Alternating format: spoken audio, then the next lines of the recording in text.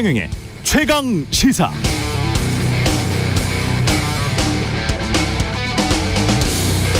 네, 제가 어렸을 때 학교 다니면서 제일 싫어했던 게 앞으로 나란히 였습니다. 그때는 선생님이 학생들을 앞으로 나란히 하라고 시키고 팔 벌려서 앞뒤, 옆, 간격 일정하게 유지해서 위에서 볼 때 가지런히 앉아 있거나 서 있는 상태가 돼야 했죠. 전 그게 그렇게 싫더군요. 왜 위에서 봤을 때 가지런히 보여야 하지? 학생들이 어떻게 앉아 있건 수업에 잘 집중하기만 하면 되는 것 아닌가, 그런 생각이 들었습니다. 이 앞으로 나란히가 너무나 싫어서 고등학교 1학년 때 교련복 입고 교장 선생님 조회를 하잖아요. 매주 월요일에. 그때 교장 선생님께 대하여 경례 이렇게 구호를 외치면 충성 이렇게 거수경례를 해야 했는데, 저는 그냥 안녕하세요 라고 하면서 목례를 해버렸습니다. 그 뒤에 어떤 일이 벌어졌을까요?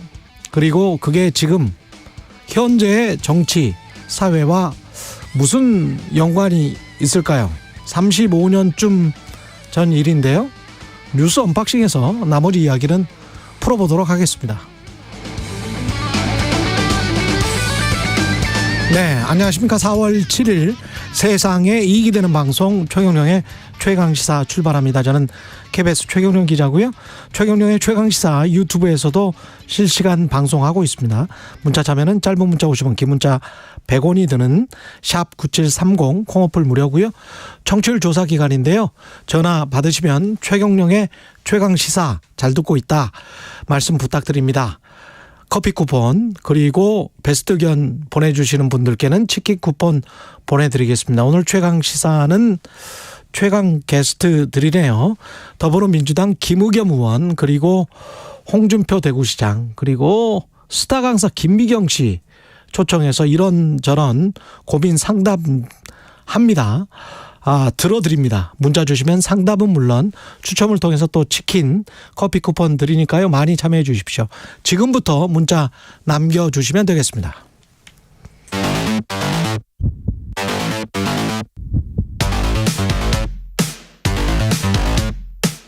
오늘 아침 가장 뜨거운 뉴스 언박싱. 자, 뉴스 언박싱 시작하겠습니다. 민동기 기자, 김민하 평론가 나와 있습니다. 안녕하십니까? 안녕하세요. 예, 0197님 굿모닝. 최고로 도움이 되는 뉴스 언박싱 말씀하셨네요. 갑자기 불안해집니다. 도움이 돼야 되는데. 예. 근데 앞으로 나란히를 얘기하다가 갑자기 이제 뉴스 언박싱에서 계속 하겠다고. 아니, 앞으로 나란히가 결국은 줄서기 문화잖아요. 그렇죠. 근데 이제 정치권의 그 줄서기 문화가 35년이 지났는데도 권력자들의 줄서기 문화, 관료들의 줄서기 문화는 여전한 것 같아요. 네. 그렇죠. 근데 그렇게 되면 뭐가 문제냐면 창발적인 아이디어가 나오지 않아요. 그렇죠. 제가 밥 한 공기랄지 이런 해프닝을 보면서 어떤 느낌이 들었냐면, 아직도 7, 80년대식의 어떤 위에서 어떻게 보일까만 생각하는 그런 사고방식을 가지고 있구나. 그렇지 않으면 저런 경직된 사고가 안 나오거든요. 사실 관료주의의 가장 큰 문제가 눈치 보기지 않습니까? 그렇죠. 근데 이게 눈치 보기에서 끝나는 게 아니라 옆 친구를 막 구박을 해요. 너는 왜? 너는 왜 줄 안 서? 그렇죠. 너는 왜 한 발짝 옆으로 튀어나와서 왜 이 조회를 끝나지 않게 만드냐. 심지어는 그래서 줄을 잘 쓰게 만들잖아요. 인간의 심리를. 그렇죠. 그래서 줄 잘 쓰는 사람이 또 반장도 되고 승진도 하고 이렇게 되는 거거든요. 그렇죠. 근데 정치가, 여의도 정치, 대통령실도 마찬가지고 다 그런 식으로, 심지어는 관료들까지 그런 식으로 가는 것이 아닌가, 또는 심지어는 언론들까지 줄서기를 시키고 있는 것이 아닌가, 그런 생각이 좀 들어서, 그런 나라에서는, 그런 기업이나 그런 조직에서는 그런 회사가 구글 되겠습니까? 그런 회사가 마이크로소프트 되겠어요? 오늘의 교훈, 이제 최경영처럼 살자. 네, 이렇게 줄서기를 거부하며. 예, 뉴스 언박싱 시작하겠습니다. 예, 쌀값 안정 대책이 나왔습니다. 어제 이제 민간 여당 정부 간담회를 열었습니다. 그래서 이제 대책을 발표했는데요. 농식품부 장관 차관이 이제 브리핑을 했거든요. 올해 수확기 쌀값이 80kg당 보통 한 가문이라 그러지 않습니까? 20만 원 수준이 되도록 하겠다. 그리고 쌀값 하락이 우려가 되면 빠른 시기에 시장 격리와 같은 수확기 대책을 추진하겠다. 이제 이렇게 발표를 했습니다. 그러니까 한마디로 정부가 법 개정 없이 선제적인 시장 격리를 통해서 쌀값을 평년 수준으로 떠받치겠다. 이 얘기를 이제 강조한 것으로 보이고요. 뭐 이 외에도 내년 농가에 지급하는 공익 직불금 예산을 3조 원 이상으로 확대를 해서 2027년까지는 예산을 5조 원 수준으로 늘리겠다. 뭐 이런 대책을 발표했는데 핵심은 결국에는 쌀 생산이 감소하고 있고 이걸 어떻게 소비를 증가시킬 것인가 이거 아니겠습니까? 근데 그런 점을 감안을 했을 때 어떤 문제 해법의 어떤 근본적인 대책은 되지 못하고 있다. 이런 비판이 나오고 있습니다. 물론 이제 정부가 어제 뭐 다른 작물을 쌀 대신에 다른 작물을 재배를 하면은 뭐 보조금을 지급을 하겠다. 그리고 뭐 대학생 1,000원의 아침밥 사업 확대와 같은 쌀 소비 증진 방안도 발표를 하긴 했습니다만 이거 지금도 시행 중인 것들이거든요. 예. 그래서 일부 언론 같은 경우에는 결국에는 재탕 대책 아니냐 이렇게 비판도 하고 있습니다. 지난번에 한덕수 총리가 언급한 거에서 크게 벗어나지 않는 얘기들이고 그렇죠. 그리고 이제 이게 사실 뭐 이러한 대책의 상당 부분은 원래 해오던 것들이고 이전 정부에서도 그렇고 뭐 계속 해오던 어떤 수준들인 것이고 단지 예를 들면 직불금 예산이 이제 뭐 좀 더 늘어난다거나 뭐 이런 수준일 텐데 이게 예를 들면 뭐 작년 수준에 그러니까 양곡관리법을 한참 뭐 하느니 마느니 할 때 이제 정부가 막 이런 것도 하고 있는데 왜 그러냐라고 하는 근거로 나왔다면 그러면 거기서부터 토론을 해보자 이랬을 텐데 지금 양곡관리법 이미 통과가 되고 그것을 거부권을 행사한 다음에 그다음에 이제 이 얘기를 하면서 대안처럼 얘기를 하는 거지 않습니까? 그러면 오히려 국민들이 볼 때는 이렇게 모처럼 뭐 당정이 이렇게 막 협의를 하고 이런 과정 속에서 대안을 많이 얘기했을 줄 알았는데 그렇지는 않구나. 그러니까 마땅한 어떤 특별한 대안이 있는 것은 아니구나 이렇게 여겨질 법한 그런 상황이거든요. 더군다나 농민단체들은 지금 이 가격에 예를 들면 이제 20만 원까지 80kg당 20만 원 수준까지의 수급 안정 대책이라는 거에 대해서 기존에 우리가 요구했던 건 한 22만 원에서 24만 원까지도 이제 요구했던 건데 그렇죠. 요 수준이 맞느냐 뭐 이런 얘기까지 하고 있어서 그러니까 물가하고 생산비가 올라갔거든요. 그렇죠. 네. 그래서 이게 잘 맞는 대책인 것인지는 아직은 좀 의문이다. 좀 더 보완하고 좀 논의를 확장할 필요가 있겠다 이런 생각이 듭니다. 예. 그리고 중대재해법 위반 첫 선고가 나왔는데 노동계에서는 굉장히 반발을 하고 있네요. 그러니까 지금 온유 파트너스 대표에게 어제 재판부가 징역 1년 6개월에 집행유예 3년을 선고했거든요. 이번 선고가 관심을 받았던 것은 중대재해법 위반 관련 1호 판결이었기 때문입니다. 안전보건규칙상 회사가 뭐 안전대 부착이라든가 이런 것들을 조치를 취하지 않아서 노동자가 추락해 사망을 했다. 이제 재판부가 이건 인정을 했는데 근데 이후에 뭐 유족에게 진정어린 사과라든가 함께 위로금을 지불을 하고 유족이 처벌을 원치 않는 점 등을 고려했다. 그래서 이제 집행유예를 선고했다고 밝혔습니다. 근데 방금 말씀하신 것처럼 형량이 조금 낮은 것 아니냐 이런 비판이 나오고 있는데요. 양형과 관련해서 이 재판부가 이런 판단을 했거든요. 건설 노동자 사이에서 만연한 안전 난간의 임의적 철거와 같은 관행도 사망 사고의 원인이 됐을 수가 있다. 그래서 이 책임을 모두 피고인에게만 돌리는 것은 가혹하다. 이런 부분이 있습니다. 근데 이제 노동계 쪽에서는 일단 반발이 나오고 있는 게요. 이게 왜냐하면 안전 난간을 일을 하다 보면은 이제 치울 수밖에 없다는 겁니다. 왜냐하면 이게 약간 인양기계를 사용해서 중량물을 올리는 작업을 하다 보면은 일하던 구간의 안전 난간을 해체할 수밖에 없기 때문에 현장 상황을 이런 점을 감안을 했을 때 사업주가 노동자가 안전대를 사용할 수 있도록 관리 감독을 해야 되는 것 아니냐. 이제 이런 반발이 나오고 있는 거거든요. 그런 점에서 봤을 때는 좀 집행유예는 형량이 낮다. 이런 비판이 나오고 그럴 있습니다. 때 또 안전대나 안전 난간이 좀 걸치적거릴 수가 있겠습니다. 일을 할 때. 그러니까 이 중대재해법의 취지가 그러니까 현장에서 이제 이러저러한 노동자들이 작업을 하는 과정에서 스스로 안전 대책을 무력화시켜야만 예를 들면 작업이 가능하달지 이런 환경이라면 그러네요. 그렇지 않은 환경을 만들 수 있도록 하는 그러한 조건을 만들어라라는 책임을 사업주한테 지게 하는 그렇죠. 그런 취지의 법이지 않습니까? 근데 이제 지금 이제 사법부의 일단 이 판결 같은 경우에는 그러한 취지를 100% 살리지 못하는 측면이 분명히 있는 거고 그리고 이게 어떤 판사의 어떤 고민이랄까요? 그런 게 좀 느껴지는 게 있는 것 같아요. 그러니까 이 중대재해법을 적용을 해서 기존의 어떤 이 사측이 져야 될 부담이 확 늘어났다. 이런 평가는 피하고 싶었던 게 아닌가. 그래서 지금 이제 노동계에서 주장을 하는 거 보면은 기존에 이제 산안법, 산업안전보건법 상에서 이제 이런 사건이 일어났을 때 적용됐던 형량하고 비교를 해봤을 때 거의 유사한 수준으로 형량을 맞춘 거다. 이런 비판을 지금 하고 있는 거거든요. 이 법 때문에 급격한 어떤 이런 처벌의 이 변화가 있지 않도록. 그래서 그런 부분에서 보면은 과연 중대재해법의 이제 입법 취지가 맞는 거냐라는 의문이 드는데 더 좀 황당한 것은 어쨌든 지금 처벌이 된 것, 징역이 나온 거지 않습니까? 그러니까 이 뭐라고 합니까? 현행법에 따라서 어쨌든 이러한 처벌이 가능하게 된 것인데 지금 보수 언론이나 이런 걸 보면은 그것에 굉장히 깜짝 놀라고 있어요. 아, 이 부담이 시작이 됐다. 이 정말로 이렇게 중대재해법 때문에 사측이 이런 법적인 책임을 물어야 되는 그러한 상황이 벌어졌다. 이렇게 깜짝 놀라고 있기 때문에 앞으로 중대재해법을 둘러싼 양측의 그러한 공방이나 이런 것들은 이러한 판결에도 불구하고 좀 이 중간에서 뭔가 이렇게 형량을 맞추려고 한 듯한 그러한 판결에도 불구하고 계속 논란이 이어질 것으로 예상이 됩니다. 우리가 이것도 좀 생각을 해봤으면 좋겠어요. 왜냐하면 우리 건설 기업들이 외국에 가서 그 큰 건물, 높은 건물 많이 짓지 않습니까? 싱가포르에서 가장 높은 건물도 네. 우리 건설 회사들이 다 지은 것들이고, 그런데 왜 유독 한국에서만 왜 이런 사고가 많이 나고 산업재해가 OECD 중에서 뭐 최고 수준이다. 뭐 1년에 2,000명 안팎으로 이렇게 사망을 한다. 왜 그럴까? 왜 똑같은 건설 회사가 다른 나라 가서 뭐 초고층 건물을 지을 때는 왜 사고가 덜 나는 것일까?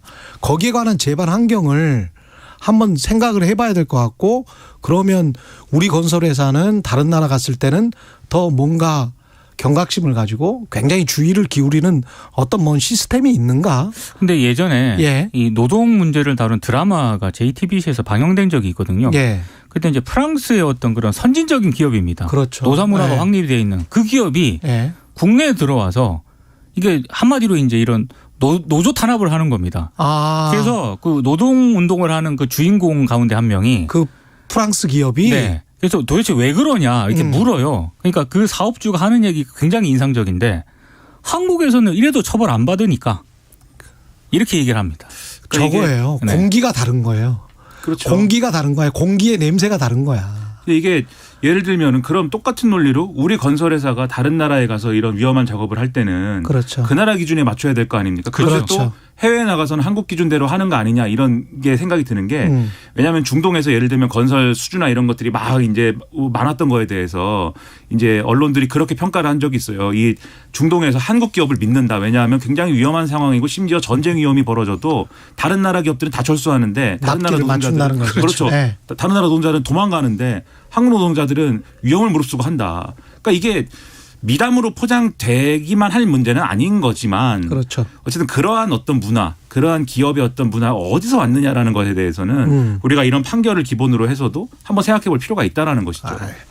4.5 재보궐선거 결과 지금 조금 더 분석을 해보면 울산 같은 경우는 아무리 기초 의원이라고 하지만 거기가 대표가 김기현 대표가 거기 울산 지역구 아닙니까? 그러니까 몇몇 이제 그 결과가 네. 이제 언론들의 주목을 받고 있는데, 말씀하신 울산 남구 기초의원 선거 같은 경우에는요, 민주당 후보 최덕정 후보가 50.6%를 얻어서 당선이 됐거든요.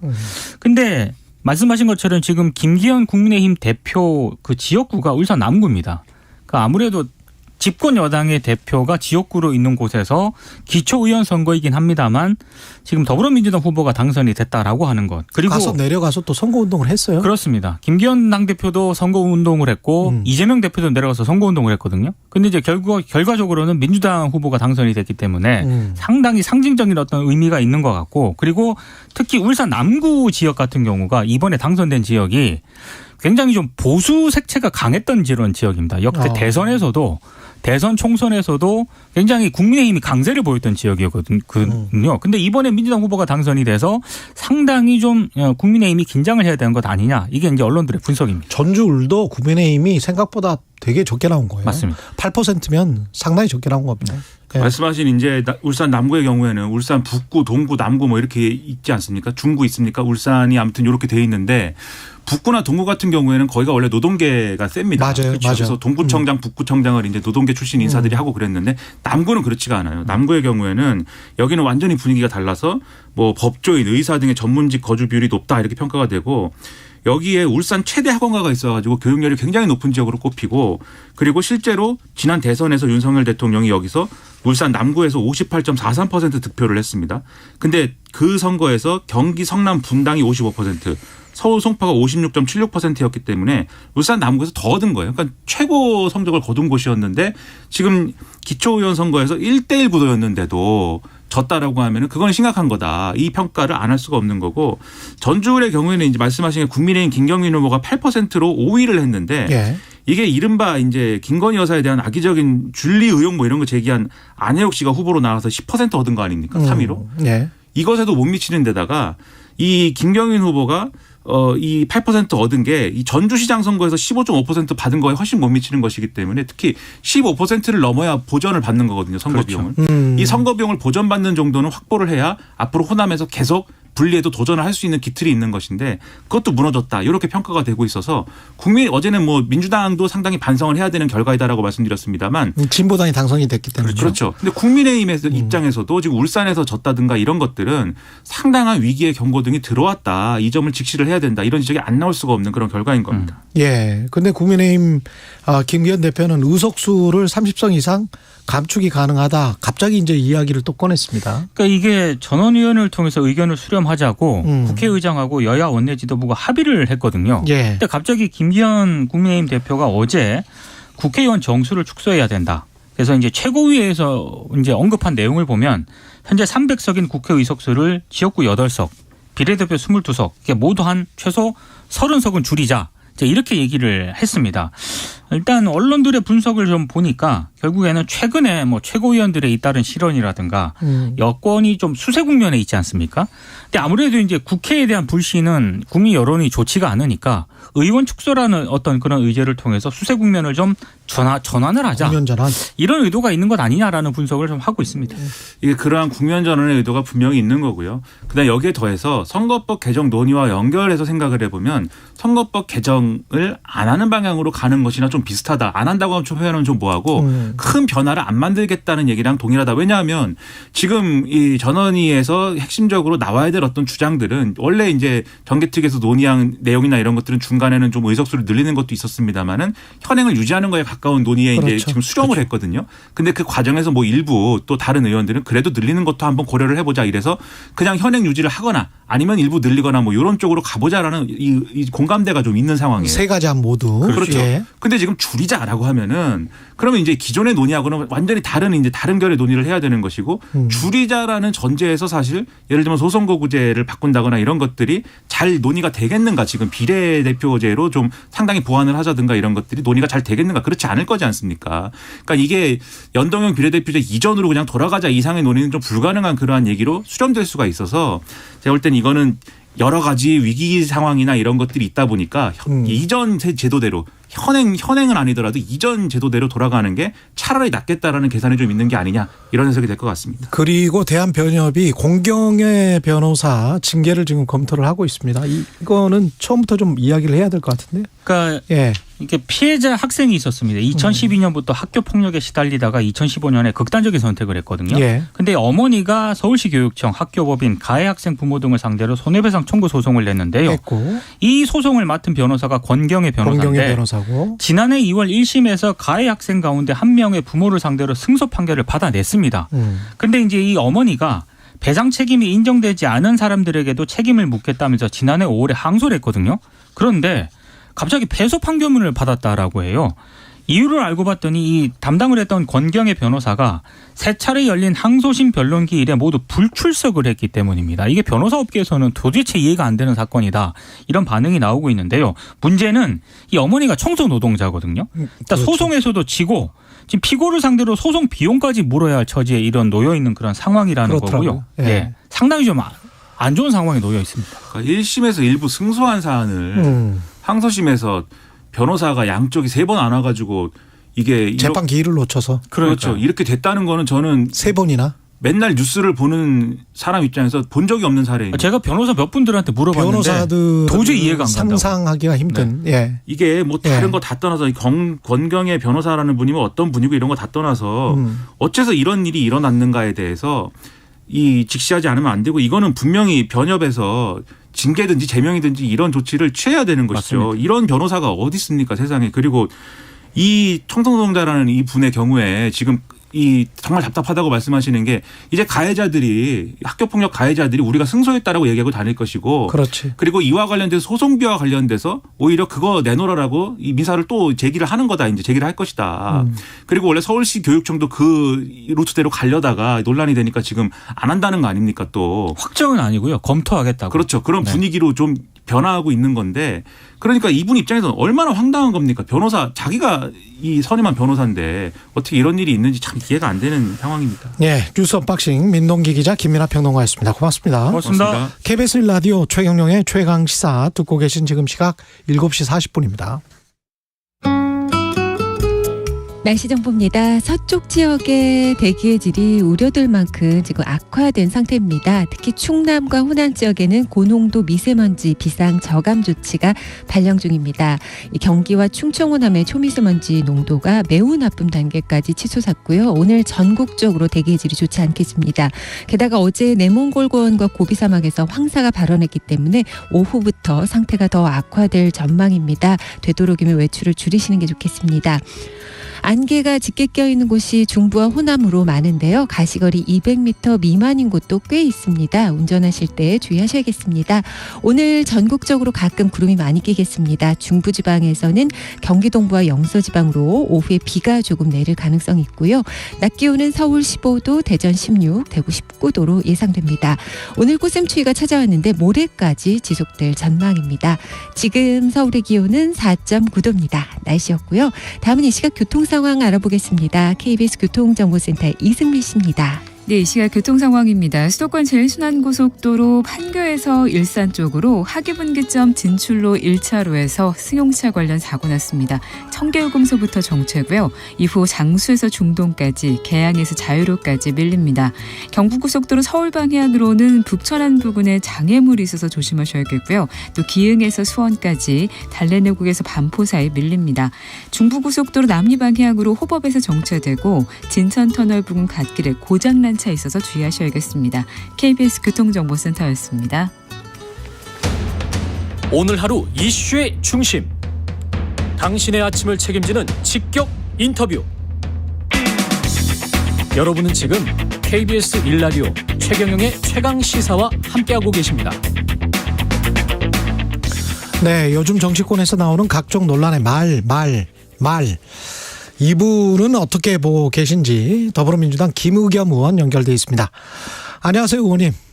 네, 안녕하세요. 예, 오랜만에 뵙습니다. 네. 예, 그전에는 제가 뵀을 때는 전 대변인이었는데 지금은 이제 네, 얼마 전에 그만뒀습니다. 예, 이게 어떻게 갑작스럽게 바뀐 겁니까? 아니면 아니요, 좀 미리 좀 예고가 돼 있었고요. 예고가 돼 있었군요. 네, 저는 네, 그렇습니다. 홀가분하세요? 네, 시원합니다. 그 대변인 역할이 어떠셨습니까? 힘듭니까 이게? 뭐 다른 분들하고 비교해서 저는 특히 이제 좋은 말로 말하면 공격을 많이 받았고, 예. 욕을 많이 먹었죠. 예. 그래서 네, 욕 먹고 기분 좋을 사람 없지 않습니까? 그리고 제 개인적인 부담뿐만 아니라 예. 당에도 부담을 주는 것 같아서 예. 제가 내려놓겠다라는 말을 좀 미리부터 좀 해왔습니다. 그랬군요. 네. 그 대변인은 그만두셨는데 한동훈 장관에 관해서 조선 제1혀 이렇게 이제 원래 그 조선 제1검 뭐 네, 어떤 언론에서 이제 한동훈 장관을 그렇게 불렀었던 것 같습니다. 제 기억에 그죠? 네, 그렇습니다. 근데 검이 아니고 혀더라 뭐 이런 이야기인데. 네. 예. 검은 뭐 수사를 잘해야 조선 제1검인데 예. 지금 이재명 대표, 문재인 전 대통령을 향한 수사를 보면 이건 조선제일검은 아니고 거의 뭐 그냥 소 잡는 칼을 휘두르는 그런 방식인데, 그래서 저는 조선제일검은 인정을 할 수가 없다. 그런데 국회에 와서 답변하는 걸 보면 제가 부러울 정도로 그 현란하고 화려하게 말을 해서 제가 조선제일혀다 이렇게 한번 비유를 해봤습니다. 한 장관이 덕담으로 생각한다. 그러면서 또 거짓말 못 끊으시면 줄이시라. 예, 네. 또 공격을 해왔습니다. 네, 날카로운 혀입니다. 예. 그렇죠. 날카로운 혀죠. 예.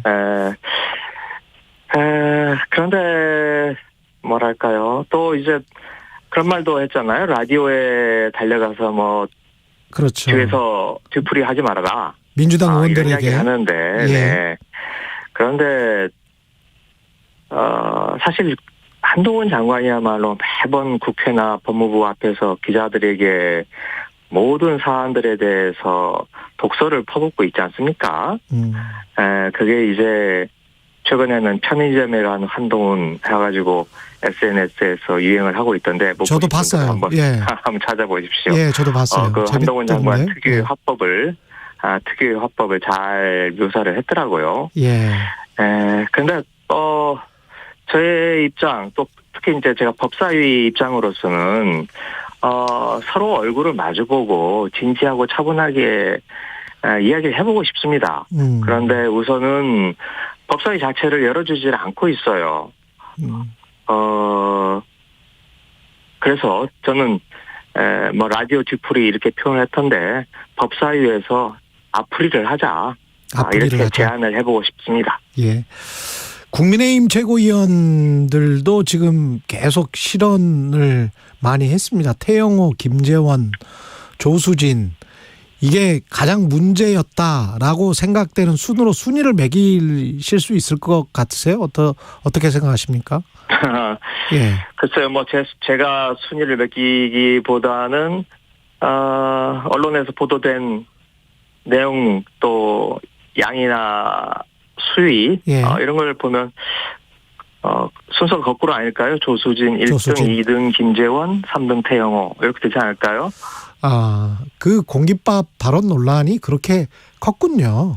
그게 너무 희화됐다라고 이제 조수진 의원은 반박을 하고 있습니다만은. 지금 우리 진행자하고 이 방송에 나와서 했던 예, 말이었잖아요. 최강 시사에서 네, 했죠. 예. 그렇죠. 예. 근데 뭐 희화됐다라고 하던데, 그건 뭐 뒷수습을 하기 위해서 그렇게 말을 하는 게 아닌가 싶고요. 예. 그 말을 하기 전에 마치 KBS에만 단독을 주는 거다. 그렇죠. 라고 하는 뉘앙스로 말을 하지 않았습니까? 예. 그리고 조수진 최고위원 오랫동안 기자 생활을 했던 분인데 내가 KBS에 단독을 준다라고 말을 하면서 그 이야기를 했던 건 그만큼 그 이야기에 대해서 무게와 비중, 또 신중함 이런 것들이 깔려 있는 상태에서 한 말이라고 생각을 합니다. 예. 근데 태영호, 김재원 이런 분들의 발언은 이제 어떻게 보면은 상당히 이제 극우 편향적인 시각을 반영을 했잖아요. 네. 근데 당을 이끄는 지도부란 말이죠.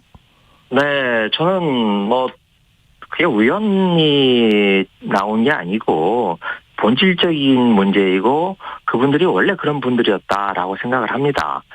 예를 들면 김기현 대표 같은 경우에도 그 앞에 당대표로 거론됐던 뭐 유승민, 나경원, 뭐 안철수 이런 분들을 거의 억지로 끌어안치고 주저앉히고 제일 뒤에 있던 분을 뭐 꼴등을 1등으로 만들어준 거 아니겠어요? 예.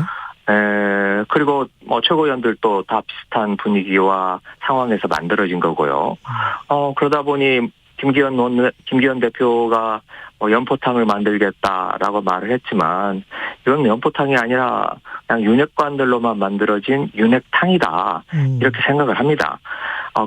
그리고 또 그런 분들끼리 모여서 더 뭐 대통령에 대한 충성 경쟁, 지지자들에 대한 구애 이런 걸 하다 보니 원래 그런 분들이었는데 더 강경한 발언들이 쏟아져 나오면서 이런 현상이 벌어지고 있다. 이렇게 생각이 됩니다. 이번 전주을 포함해서 재보궐선거 결과에 관해서는 어떻게 생각하십니까? 네, 그게 이제 드러난 거죠. 특히 저는 울산의 기초의원 그리고 뭐 당의 이름을 걸고 나오진 않았지만 교육감, 진보적인 교육감. 특히 이번에 되신 분은 뭐 여러 교육감님들이 있지만 제가 보기엔 가장 진보적인 원칙적인 그런 교육감님이 되셨는데 그것도 압도적인 표차로 됐죠. 그리고 기초의원도 그 어려운 험지에서 민주당 깃발을 들고 됐다는 것 이런 것들이 윤석열 정부에 대한 이제 옐로우 카드가 처음으로 꺼내 들어진 거다라고 생각을 하고요. 특히 이게 지금 김기현 원내대표의 텃밭이라고 할 수 있는 울산 아니겠습니까? 그렇죠. 어찌 보면 국민의힘 심장부에서부터 이런 균열, 통증이 나오기 시작을 했다. 그런 의미에서 예사스러운 일은 아니다 이렇게 생각을 합니다. 근데 이게 민주당 입장에서는 사실은 이제 반사이익적인 측면이 있지 않습니까? 네, 그런 측면이 있죠. 네. 대통령이나 집권 여당의 실정에 관한 평가라고 할지라도 그래서 민주당 자체적으로는 뭔가 좀 잘 해야 될 텐데 조응천 의원은 이재명 사당화를 희석시킬 원내대표가 필요하다 뭐 이런 이야기도 하더라고요. 네, 근데 저는 조응천 의원님의 그 말씀에는 동의하기가 어렵고요. 이재명 사당화라면 뭐 지난번 체포동의안이라든지 또는 뭐 이재명 의원님이 이렇게 말을 하실 수 있다는 것 자체, 그거 자체가 이재명의 사당이 아니기 때문에 가능한 거라고 생각을 합니다. 그리고 지금 한 4분 정도가 이번에 원내대표 선거에 출마를 하시는데 거기에 이른바 친명이라고 하실 수 있는 분은 한 분도 없어요. 그분들끼리 나오셔서 자유롭게 이제 토론하고 의원들의 뜻을 모아 나가실 텐데 그 결과를 보면 민주당이 이재명의 사당인지 아닌지 또 민주당이 앞으로 민주당의 의원들이 어떤 분을 원하고 어떤 방향으로 나아갈지에 대해서 뜻이 모아지는지 그게 표출이 될 거라고 생각을 합니다. 그리고 김건희 여사 고가 장신구 논란 관련해서 이게 재산 신고 때 누락됐다 이 의혹을 제기하시고 인사혁신처에 관련 자료를 요청했는데 지금 아직 못 받으셨죠? 아니 못 받은 게 아니고요. 잘 모르시는 분이 계실 것 같아서 말씀을 잠깐 드리면 김건희 여사가 뭐 목걸이, 팔찌, 브로치 이런 걸 1억 원어치가 넘는 그 고가의 장신구를 차고 다니지 않았습니까? 그래서 제가 이거 재산신고 한 거냐라고 문제를 제기했고 그 뒤에 공직자윤리위원회가 조사를 하겠다라고 하면서 3개월 6개월이나 조사를 했어요. 그래서 제가 이게 결과가 나올 텐데 해서 이제 조사 결과 어떻게 됐느냐 자료를 제출해달라라고 요구를 했습니다. 그랬더니 이 공직자윤리위원회에서 자료 제출을 못하겠다. 못하겠다. 네. 하여튼 그러면서 자료 제출을 거부를 해버렸어요. 그래서 그러면 이게 뭐 처음부터 이 자료 공개 내용이 아니라고 얘기를 하든지 그러지 않고 6개월이나 조사를 하더니 무슨 구린 구석이 있는지 이제 와서는 자료 제출을 할 수 없다. 이렇게 말하는 것 이게 이해가 안 되고요. 그리고 지금 법률로 보면 국가 안보에 중대한 영향을 미칠 수 있는 사안에 대해서만 국회 자료 제출을 거부할 수가 있어요. 그런데 김건희 여사의 목걸이가 이 국가안보를 위협한다? 이렇게 말하니 이거 뭐 목걸이를 북한에서 받았나? 뭐 이런 생각이 들 정도로까지 납득할 수 없는 해명을 했고요. 한 가지만 덧붙이자면 지금 이 자료 제출을 못하겠다라고 거부를 한 공직자윤리위원회의 위원장이 양창수 전 대법관입니다. 이 양창수 전 대법관은 윤석열 대통령의 서울대 법대 은사시고요. 직접 배웠는지 안 배웠는지 모르겠습니다만은 서울대 법대 은사이고 검찰 수사심의위원회 윤석열 검찰총장 시절에 검찰 수사심의위원회 위원장을 맡으면서 윤석열 검찰총장과 관련되었던 무슨 검언유착 사건이라든지 김학의 사건 때 다 윤석열 검찰총장 편을 들어줬던 분입니다. 여기까지 하겠습니다. 더불어민주당 김우겸 의원이었습니다. 고맙습니다. 네, 고맙습니다. 경북 울진에서 대형 산불이 발생했습니다. 봄철 동안 이틀에 한 번꼴로 산불이 발생했습니다. 산불 피해지를 복원하는 데 걸리는 시간은 약 100년 이상이 소요될 것으로 예상되고 있습니다. 산불, 언제까지 반복돼야 할까요? 사람들의 부주의로 발생하는 산불은 우리들의 관심으로 예방할 수 있습니다. 푸른 살림을 누릴 미래의 아이들을 위해 작은 불씨 대신 작은 관심을 모아 큰 산불 대신 큰 살림으로 산불 예방이 100년 살림으로 가는 지름길입니다. 이 캠페인은 SJ산림조합이 함께합니다. 회사의 가장 중요한 게 함께 일할 사람인데 든든한 인재도 구하고 회사 운영도 함께 고민해야죠. 사장님, 아직 모르세요? 청년을 채용하는 중소기업을 도와주는 청년일자리 도약장려금. 올해부터 2년간 1,200만 원으로 더 크게 지원합니다. 청년에겐 기회를, 기업에겐 활력을. 청년 일자리 도약 장려금. 취업 포기하고 싶었죠. 일하고 싶은데 내 자리는 없는 것 같았어요. 그런데 청년일자리 도약 장려금 덕분에 제 자리를 찾았어요. 청년에겐 기회를, 기업에겐 활력을. 청년 일자리 도약 장려금. 올해부터 2년간 1,200만 원으로 더 크게 지원합니다. 지금 검색창에 도약 장려금을 입력하세요. 2023 KBS 1라디오 연중기획 낮은 목소리, 당신의 목소리를 들려주세요. 잠시 후 도착 버스는 2311번. 네, 운행 시작하겠습니다. 네, 안녕하세요. 저는 서울 시내버스에서 근무하고 있는 남현섭이라고 합니다. 올해로 20년 됐습니다. 360번 운행하고 있습니다. 유튜브나 동영상이나 이런 거 보시느라고 버스 손잡이를 잡으시질 않아요. 위험하죠. 위태위태해요. 언제 넘어질지 모르니까. 버스가 출발할 때 꼭 손잡이 잡아주시고. 과속보다는 안 간다고 뭐라 그러는 사람이 요즘에는 더 많아요. 앞차랑 간격을 저희는 유지를 해야 되기 때문에 차가 앞차에서 지체가 되고 정체가 되면은 늦어지는데 왜 빨리 안 가냐. 제 기억에 남는 승객은요, 라면 한 박스를 들고 타셨는데 내리실 때 저한테 이거 드시라고 라면 한 박스를 주시고 가시더라고요. 그래서 감사 인사를 전하고 싶었는데 언격결을 받아가지고 그 다음에는 이제 못 빼가지고 좀 아쉽습니다. 저희가 왕복 4시간을 운전하다 보니까 여의도에서 회차지에서 이제 한번 화장실 갈 수 있는 경우가 있는데 거기가 인원이 너무 많이 타요. 만차가 돼가지고 화장실 가는 경우가 있어요. 어쩔 수 없이 가는 건데도 승객들한테 너무 죄송해요. 제가 타시는 분마다 다 인사를 드리는데 웃으면서 반겨주시는 분들이 그때가 제일 뿌듯합니다. 웃으면서 인사할 수 있게 서로 배려 좀 했으면 좋겠습니다. 서로를 좀 더 이해하고 갈등을 줄여갈 수 있길 희망합니다. KBS 1라디오 연중기획 낮은 목소리였습니다.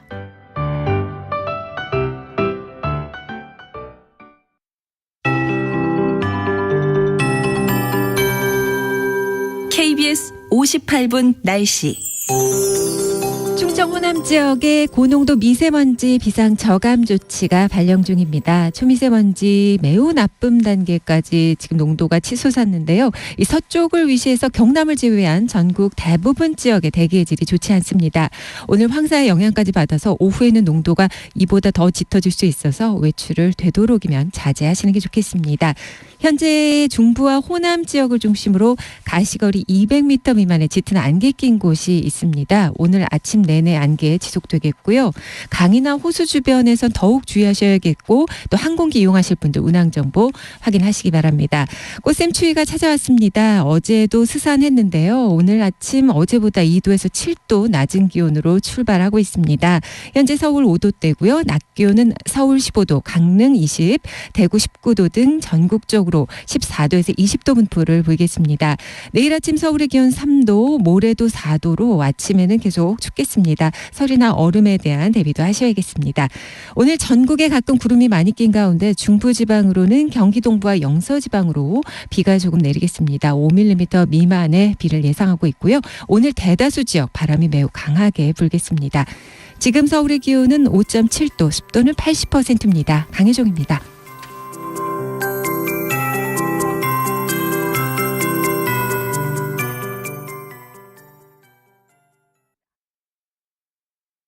정성을 다하는 국민의 방송 KBS가 8시를 알려드립니다.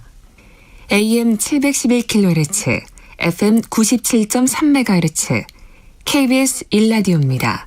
HLKA.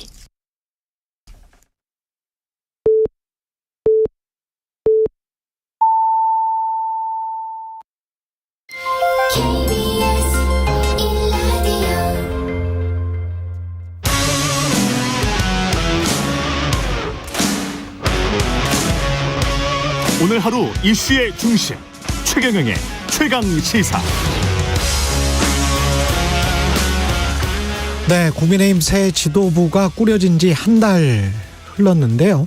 정부 여당의 정책 공조는 잘 이루어지고 있는지 다양한 정치 사회 현안에 대해서 홍준표 대구시장과 이야기 나눠보겠습니다. 안녕하세요, 시장님. 예, 안녕하세요. 예, 대구시는 산불 피해는 조금 없었습니까? 조금 있었는데, 예. 대구시는 이제 산불 원인이 대부분 보면 논두렁 태우다가 이제 산불 나는 경우가 있고, 예. 그 다음에 등산객 실화입니다. 그래서 우리는 주말마다 예방 인원들을 배치해서 개봉 활동을 하고 있기 때문에, 예. 큰 산불은 없었는데, 다행이네요. 예. 조그만한 산불이 일어났을 때는 대구 소방대가 10분 안에 적각 대처를 합니다. 아, 그렇군요. 예. 산불. 그래서 예. 우리는 뭐 큰 산불 피해가 없습니다. 예. 시장님은 산불 나고 이럴 때 이제 골프 연습은 안 하시죠? 에이, 그거는 아니 어떻게 그 산불 난 거 알고 갔겠습니까? 그 뭐 어쩌다 보니 그래. 어쩌다 보니 그렇게 됐겠죠. 예. 예. 그 대구 경북에 지금 신공항 특별법 추진을 하세요? 지금 이제 4월 한 13, 14일에는 그게 이제 국회 통과를 할 것으로 저는 보입니다. 예. 그래 되면 지금 우리가 준비를 한 게 2016년도부터입니다. 그래서 그게 다른 공항하고 가덕도하고 좀 틀린 게, 예. 대구의 군공항 소음 때문에 1년에 국가에서 소음 피해에 나가는 보상금 지급한 게 수백억입니다. 아, 그래요? 그렇습니다. 그 지역의 동구에 가보면 사람이 학교가 수업을 할 수 없을 정도로 전투기 소음의 피해가 큽니다. 그래서 그것을 이제 어성 군위 지역의 10월 지역으로 군공항과 민간공항을 동시에 이전하는 겁니다. 동시에 이전한다. 예. 그렇습니다. 가덕도처럼 새로 짓는 게 아니고, 예. 국비로 짓는 게 아니고, 우리가 대구시에서 군공항 이전비를 후적지 공항 이전하고 난 뒤에 개발할 돈을 얼마를 만들어야 하는가 하면 11조 4천억을 대구시에서 만들어야 됩니다. 공항을 이전해주고, 예. 그 터를 갖다가 받아가지고 이제 개발을 하는 겁니다. 그런 식이군요. 그래서 이거는 국민들이 잘못 알고 계시는 게, 예. 가덕도 신공항처럼 생짜배기로 국비 다 들여서 하는 게 아닙니다. 중앙정부 세금이 아니다. 아니, 중앙정부가 이제 어떤 경우에 지원을 하면 그렇게 대구시가 해가지고 돈이 모자랄 때 지원하고, 예. 그리고 민간공항 부분은 중앙정부에서 해야 되죠. 근데 군공항 시설을 다 같이 이용을 하기 때문에 민간공항 부분은 1조 4천억밖에 되지 않습니다. 예. 가덕도 지금 신공항은 지금 현재 14조가 넘어가지 않습니까? 예. 그럼 가덕도 신공항의 건설비에 10분의 1도 안 돼요. 나머지는 전부 대구시가 군공항 이전한 그 후적지 개발 비용으로 군공항 이전하고 국가가 거기에 이제 민간공항 활주를 하나 더 보충하는 거 그거밖에 없어요. 그렇게 일반적으로 공항 포퓰리즘 그거하고는 달라요. 알겠습니다. 대구시정에도 여념이 없으신데, 네. 아무래도 중앙정치와 관련해서도 요즘 발언을 좀 많이 하신단 말이죠. 좀 걱정이 되세요? 발언하는 게 이제, 예. 사람들은 지방행력에 전념하라 그 이야기 하는데, 사실 페이스북에 글 쓰는 거는 10분입니다. 그렇죠. 예. 10분도 안 걸려요. 어떤 때는 5분밖에 안 걸려요. 예. 아, 직접 쓰세요? 아니, 나는 직접 써줘. 그 누가 써주는 게 아니고 그 페이스북이라는 게 예. 정치 일기입니다. 하루에 일어났던 대한민국의 뭐 정치 상황, 대구시 상황 이걸 갖다가 정치 일기 형식으로 그게 이제 짧은 문장으로 글 쓰는 건데 예. 그거 쓰는데 5분에서 10분밖에 안 걸려요. 예. 대구시정하고는 전혀 문제가 안 되는 겁니다. 예.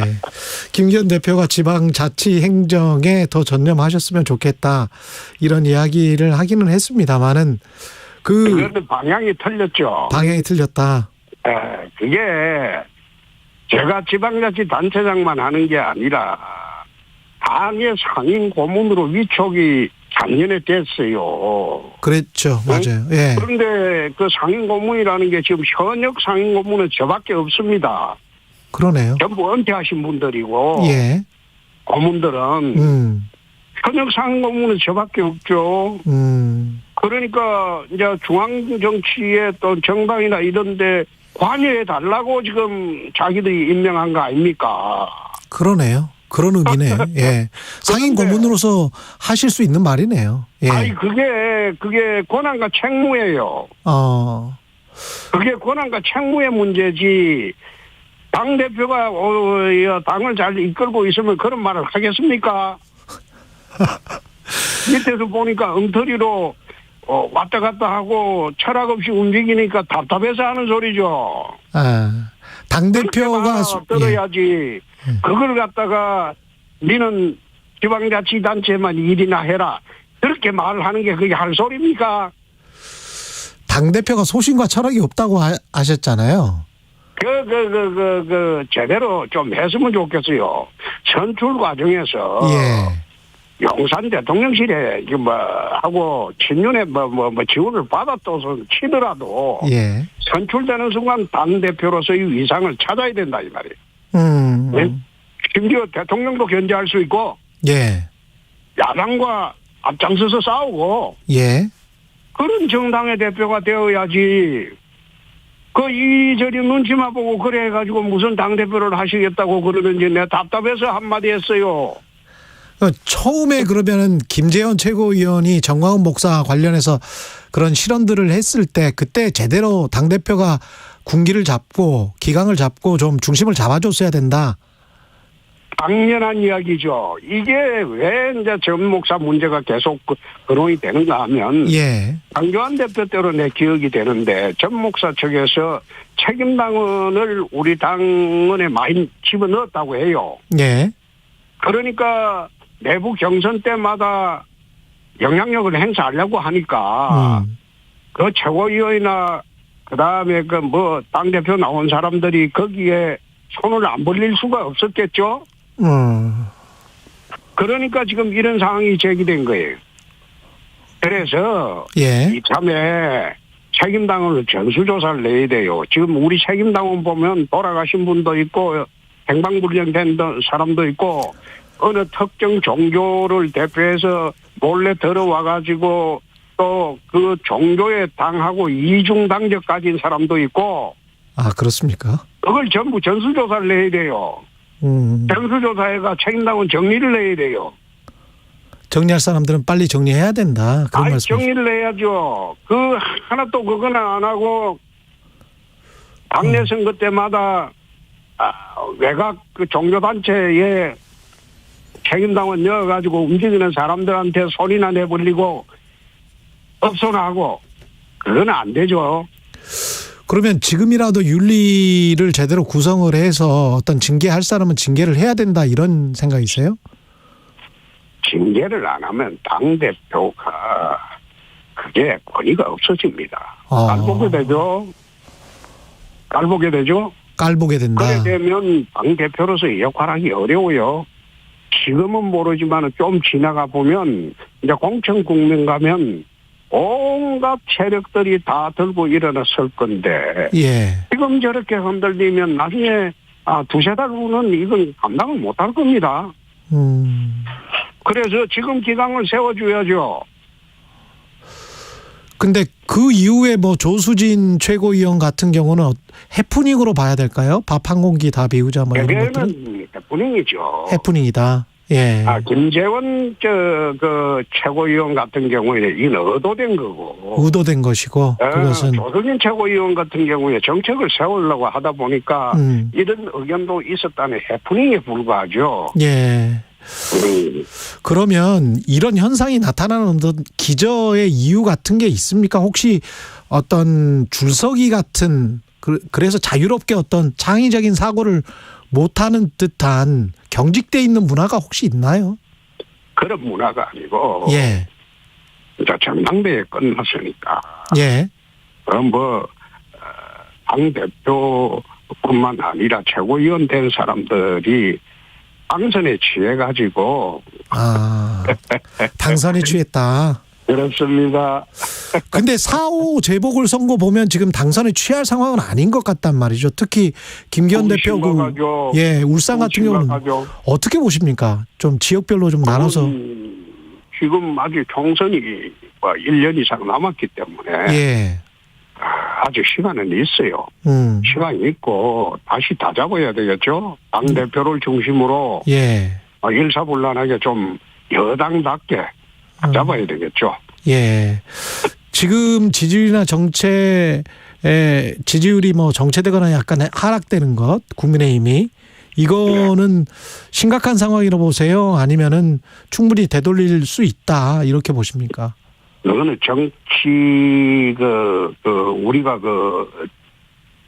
출범 초기부터 지금까지 지지율이 정체됐다고 할 거는 없어요. 늘 이루어져 이런 식으로 흘러왔으니까. 출범 초기에 반짝했다가 그 이후로부터는 거의 30%대 아닙니까? 예, 그렇죠. 그것도 변함이 없잖아요. 조금 올라가고 내려가고. 그거에 대해서 어떻게 돌파를 해야 되느냐. 그걸 한번 생각해 보면 좋겠어요. 예. 지금 그게 지지율이 하락했다기보다도 출범 초기 반짝했다가 그 다음부터는 지금까지는 30%대 왔다 갔다 하는 거죠. 네. 그렇지 않습니까? 그렇죠. 그러다가 어떻게 보면 반짝 40%대 갔다가 또 내려왔다가. 그러니까 왜 이게 이제 큰 문제가 되는가 하면 안 내려와서 보니까 대통령실뿐만 아니라 당의 정치력 부재입니다. 정치력 부재입니다. 예. 그리고 거기에 민심을 제대로 읽는 사람이 보이지 않습니다. 그러니까 지금 지지율이 자꾸 내려가가지고 정체를 하고 있죠. 예. 당의 정치력 부재다. 근데 그게 대통령실뿐만 아니라 그러면 대통령실도 정치력이 지금 좀 부재하다 이런 말씀이신가요? 그렇죠. 예, 근데 이번에 이제 한일회담 하고 난 뒤에 돌아와서 대통령실이나 당의 대처를 한번 보십시오. 대통령이 가서 굴욕적인 그런 회담을 하고 오고 싶었겠습니까? 지금 대한민국 상황이 어떻게 돼 있어요? 북핵은 지금 전술핵 시험도 하고 핵폭발 시험도 하고 다 해가지고 갈 때까지 가버렸어요. 온갖 협박을 다 하고 있고 미중 패권 전쟁에 반도체 전쟁이 붙은 지가 오래됐잖아요. 그랬죠. 그러면 미중 패권 전쟁 속에서 한국이 살아가야 할 길이 어디입니까? 북중 사회주의 동맹은 똘똘 뭉쳐 있는데 북한, 러시아, 중국은. 예. 우리는 지금 살아가려면 한미일 자유주의 동맹이라도 같이 뭉쳐야 될 거 아닙니까? 그래서 그 고리가 이번에 징용 문제라. 그거를 미국 측에서도 풀으라고 요구를 하고 요청을 하고 그렇게 하고 있는데 우리가 지금 그 문제 풀려면 우리가 양보하는 수밖에 없잖아요. 그러니까 이런 국제적으로 어려운 상황이고 남북관계가 극한 대치 상황에서 북핵위기 상황에서 우리가 살아갈 길이 뭐냐. 대통령께서 일본 회담하고 와서 이렇게 안 할 방법이 있습니까? 야, 이거 하고 싶었겠습니까? 이렇게 국민들에게 없애으면 이런 식으로까지 몰리질 않는다 이 말이에요.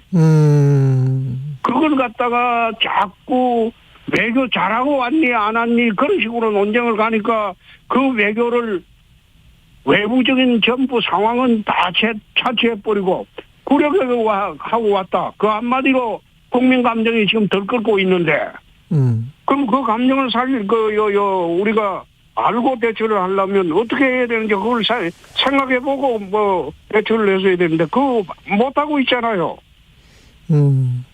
그러니까 지금 그 콩에 몰리는 거죠.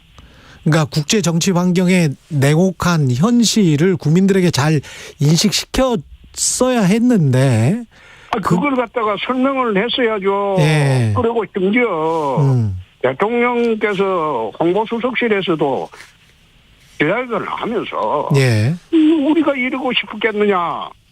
지금 이것도 왜 방법이 더 있느냐. 북핵이 지금 목전까지 칼이 들어와 있는데 그래서 불가피했다. 그렇게 낮은 자세로 업소를 했으면 이런 식으로 당했겠어요? 당하고 있겠어요? 그러니까 대통령실에서도 국민 감정에 접근하는 방법도 모르고 갔다 와서 이거 한일 문제를 해결하는데 큰 성과를 거뒀다 이러니까 성과는 무슨 성과? 성과라기보다도 그거는 이럴 수밖에 없었다고 낮은 자세로 국민들한테 설명을 하고 업소를 했어야죠. 읍소를 했어야 했다. 그러면 그 문제가 우리 국민들이 지금 북핵 문제가 이래 심각한데 이해 안 할 수 있겠습니까? 근데 지금 말씀은 제가 좀 이해가 되는데 방미를 앞두고 외교 안보 라인이 확 교체가 됐잖아요. 그거는 이해할 수 없는 부분들이 좀 있던데요, 거기는. 이해할 수 없는 부분이 아니라 생각이 좀 틀리겠죠. 말씀을 해 주십시오. 예. 생각이 좀 틀리겠죠. 예. 그거는 외교안보실 전 팀하고 예. 또 이제 미국의 정통한 팀하고 어느 부분이 이제 조율하기가 쉽느냐. 그런 문제가 있었겠죠. 거기 호사가들이 말하기 좋아하는 블랙핑크가 어떤 그런 문제는 아닐 거예요. 아니 근데 그게 사실은 조선일보가 최초로 보도를 했었고. 조선일보가 보도한다고 해서 그게 진실입니까? 아니 그렇지는 않죠. 그렇지는 않지만. 근데 나라 운영을 하는데 그런 걸 가지고 외교 안보팀을 교체한다고 생각하십니까? 아무리 아마추어 정부라고 하지만은 그건 아니죠. 그럼 다른 일이 분명히 있었을 것이다. 아니 그거는 우리가 모르는 그런 국제관계 사정이 있을 거예요. 우리는 앉아서 밖에서 고급 정보에는 접근을 못하죠. 그렇죠. 한미의 속사정을 접근을 못하고. 그러니까 즉각 주미대사는 조태용 대사를 불러들인 거 아닙니까? 미국의 정동한. 그러니까 이번에 이제 미국 가는 거는 우리로서는 대한민국으로서는 굉장히 중요하죠. 지금 전술핵 문제뿐만 아니라 나토 핵협상 여러 가지가 나토식 핵 공유 문제, 확장 억제 문제 이게 전부 같이 얽혀 있기 때문에 우리로서는 이번에 미국 가서 북핵에 대처하는 확실한 국민이 안심할 수 있는 방안을 가져와야 돼요. 그런데 그 가져오려고 하니까 기존 안보팀은 그게 좀 엇갈린 점이 있었겠죠. 그런 식으로 접근을 해줘야지. 그래서 무슨 블랙핑크 공연을 했니 안 했니 그걸 갖다가 또 김건희 여사 측에서 관여했니 안 했니 그런 식으로 나라 운영하면 나라 망하죠. 그거는 아니겠죠. 그거는 아니죠. 아니겠죠가 아니고. 그건 아니죠. 그거는 나중에 따심으로 나올 만한 게 그게 스트레이트 기사가 나온다면 그것도 좀 무서운 이야기죠. 근데 시장님 가서 북핵뿐만이 아니고 지금 가장 또 심각한 게 경제안보 특히 반도체 쪽 아니지 않습니까? 그렇지요. 근데 그 반도체를 우리가 미국에서 저렇게 거의 영업 비밀에 관련된 것들을 원하는데 반도체 공장 지으려면 보조금 받으려면 어떻게 풀어야 되겠습니까? 가서 뭔가를 이거는 확정 지어야 우리 기업들에게 부담을 좀 덜어줄 것 같은데요. 그거는 이제 그 산업부나 네. 여기에 이제 전문팀이 있을 겁니다. 대통령께서 그 사실상 전문팀들의 의견을 기초로 협상을 하는 거거든요. 예.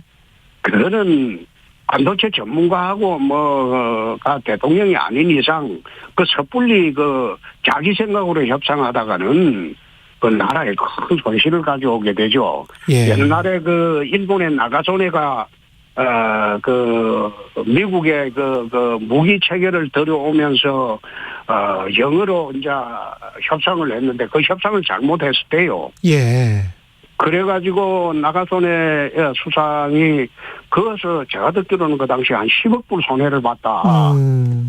그래서 절대 나가소네 수상이 영어를 잘하는데 그 이후로는 미국 나가서 영어로는 절대 이야기를 하지 않았다. 예.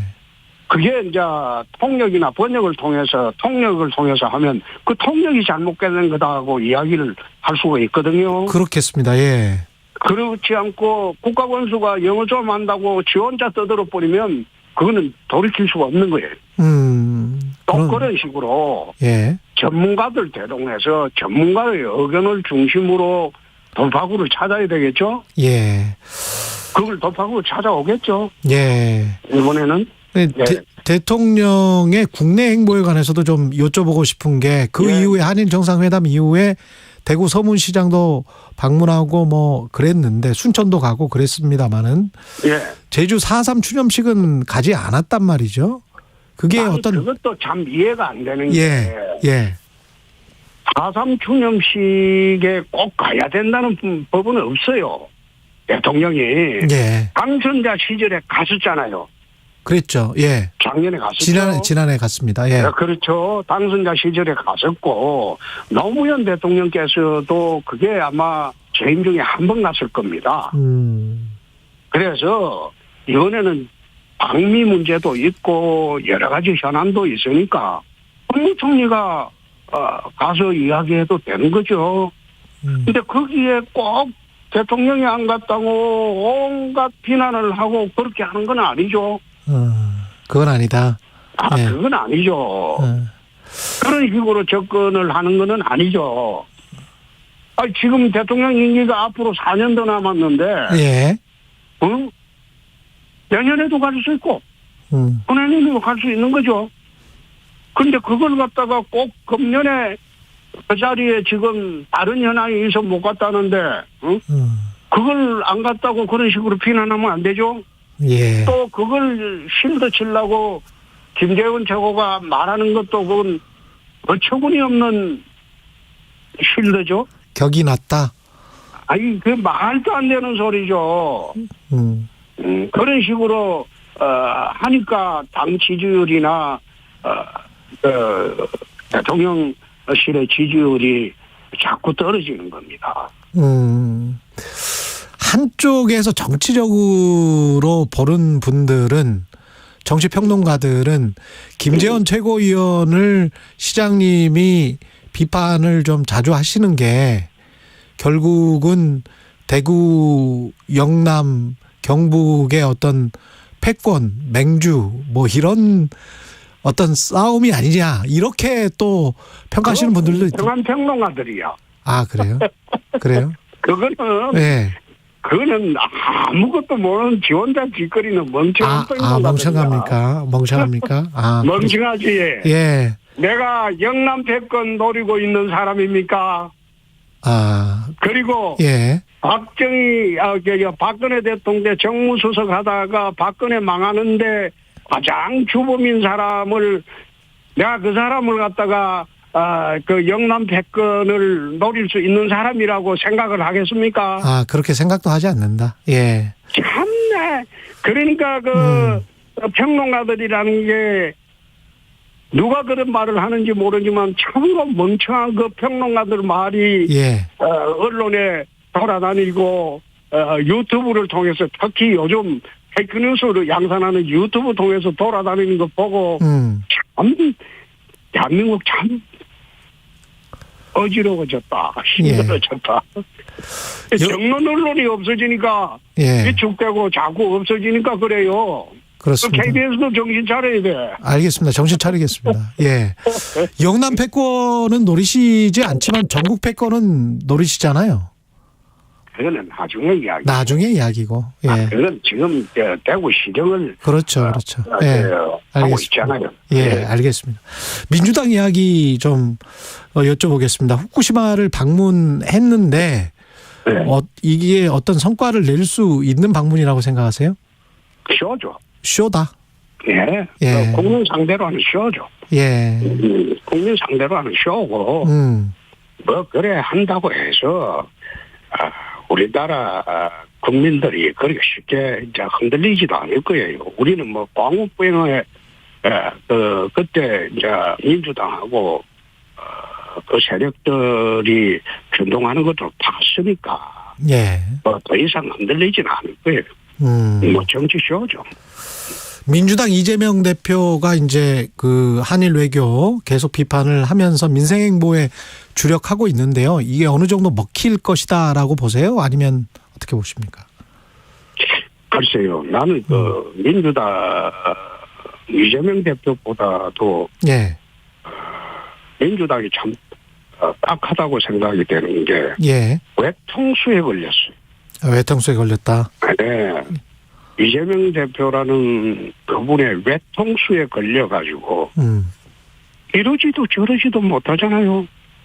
지금 국가 지도자 중에서 그렇게 많이 비리에 휩싸여가지고 앞으로도 더 몇 건이 기소돼가지고 법원의 심판을 받아야 될지도 모르는 분을 안고 내년 총선을 치러야 되니까 이러지도 못하고 저러지도 못하고 외통수에 걸렸죠. 그래서 난 민주당에 또 정치를 제가 한 30년 했으니까 친한 사람도 있고, 그 다음에 잘 아는 사람도 있어요. 또 원로들하고도 친하고. 그런데 참 딱하게 보이는 게 외통수에 걸렸다. 지금이야 지지율이 어떻게 될지 모르지만 시간이 가면 갈수록 참 어려워지지 않겠나. 재판 때문에? 재판이 아니라 온갖 비리에 다 얽혀있는 분을 당대표로 모시고 총선을 치르려고 하는데 그게 처음에는 이게 정치적인 보복이다 할 수 있을지 모르나. 그게 나중에 사건 수가 많아지고 얽히고 그러면 매일같이 보도될 건데 그 국민들이 그 받아들일 수 있겠어요? 힘들어지겠죠? 지금 한 30초밖에 안 남았는데요. 마지막으로 오늘 국민의힘 새 원내대표가 선출되는 날인데 좋은 한 말씀 누가 될 것 같습니까? 혹시 뭐 누가 될 것 같다기보다도 지금 지도부가 전부 영남입니다. 정책위 이장도 그렇고 당 상임력이 그래서 수도권을 대표하는 사람이 무슨 한 사람이라도 있어야지 그게 판이 짜여지겠죠. 알겠습니다. 그래서 개인적으로는 나는 뭐 대구 출신이 됐으면 좋겠습니다만은 당이나 대통령실이나 우리 정권을 위해서는 전부 이제 지역적인 분배가 이루어져 가지고 한마음이 되는 게 좋지 않겠느냐. 나는 그런 생각도 합니다. 여기까지 듣겠습니다. 홍윤표 대구시장이었습니다. 고맙습니다, 시장님. 네, 고맙습니다.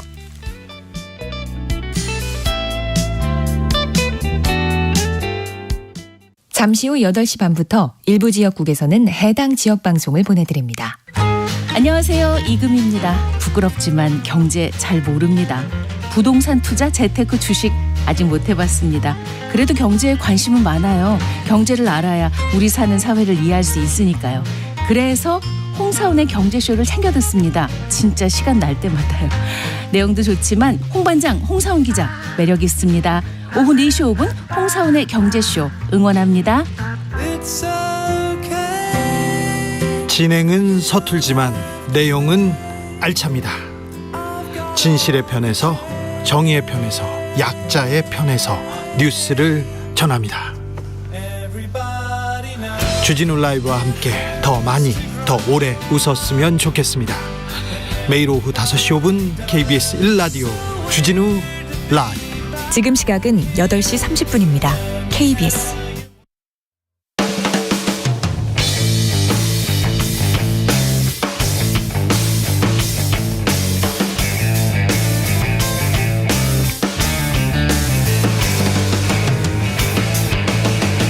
최경영의 최강 시사. 네, 홍준표 시장이 언급한 윤석열 대통령 지지율 관련 여론조사 결과를 말씀드려야 됩니다. 한국갤럽이 지난 28일부터 30일 조사한 결과 윤 대통령 직무수행 긍정평가 30%, 부정평가는 60% 기록했고요. 자세한 내용은 중앙선거 여론조사심의 홈페이지 참조하시면 됩니다. 이영우 님이 출근할 때 최경영의 최강시사 듣고 퇴근할 때 주진우 라이브 듣는데 왜 저한테는 청취율 조사 전화가 안 오죠? 이영우 님한테 좀 청취율 한국 리서치 좀 일 좀 잘해 주십시오. 예. 예. 최강시사에서 오늘 특별한 인터뷰 마련했습니다. 언니의 독설부터 김미경의 마흔 수업까지 다양한 연령과 분야를 아우르는 자기개발 스타 강사 김미경 MKYU 대표 모셨습니다. 안녕하십니까? 네, 안녕하세요. 반갑습니다. 네. MKYU가 미경. 어떻게 하셨어요? 미경, Y는? Y는 U. MKNU라고 보시면 되고요. 미경과 예, 여러분이군요. 우리의 유니버스입니다. 아, 그렇군요. 아, U는 유니버스 네. 이런 뜻이군요. 예. 처음 모시는데 사실은 저는 MKYU에 가서 한번 네, 뵀죠. 예, 네. 뵀었었죠. 예. 네. 요즘도 바쁘시죠? 뭐 저는 30년 내내 똑같이 사는 것 같아요. 예. 늘 뭐 책 쓰고 강의하고 뭐 또 여러분들 만나고 그렇게 살고 있어요. 예. 그 분야를 계속 지금 확장해서 넓히시더라고요, 보니까. 네, 강연 이제 분야를. 이게 또 일부러 그러려고 뭐 의도한 게 아닌데 예. 참 인생의 어려운 고비마다 솔루션이 생기면 그게 하나의 분야가 되고 예. 그렇게 된 것 같아요. 사실 제가 이 코로나 때 정말 힘들었거든요. 왜 그 강의하는 사람들은 거의 그냥 그랬죠. 완전히 셧다운 됐었잖아요. 예, 그랬죠. 저도 정말 몇 개월 동안 통장에 0원이었어요. 0원. 강의가 하나도 없으니까. 진짜? 와. 진짜 그렇게 그래서 저는 야 이렇게 내 직업이 사라질 수도 있겠구나. 그걸 처음으로 위기를 느꼈거든요. 사라질 수는 없잖아요. 직원들도 있고. 그렇죠. 그 사실 그때 7명 직원이 다 나갈 수밖에 없었어요. 아무 강의가 없이 이대로 뭐 1년이 간다면. 그때 3년 갔잖아요. 그렇죠. 그러니까 얼마나 제가 한 3개월째 될 때 머리가 쭈삣 서면서 큰일 나겠다 이제 생각을 했죠. 그래서 제가 그때 공부를 했고 그때 딱 하나 머릿속에 떠오른 단어가 디지털 트랜스포메이션. 아 이게 모든 오프라인이 온라인으로 올라갈 수 있는 옮겨갈 수 있는 기술이 다 이미 있는데 나는 왜 여태까지 그걸 모르고 살았지? 그때부터 이제 공부를 했는데 우연히 신문 기사 하나가 저에게 엄청난 머리를 꽝 때리는 효과가 있었는데요. 예. 대학생들이 등록금을 50% 돌려달라는 거예요. 예. 온라인 강의만 한다고. 예. 저 그거 보면서 세상에 50%나 내겠다고 온라인 강의에? 그러면은 이거는 가능성이 있네.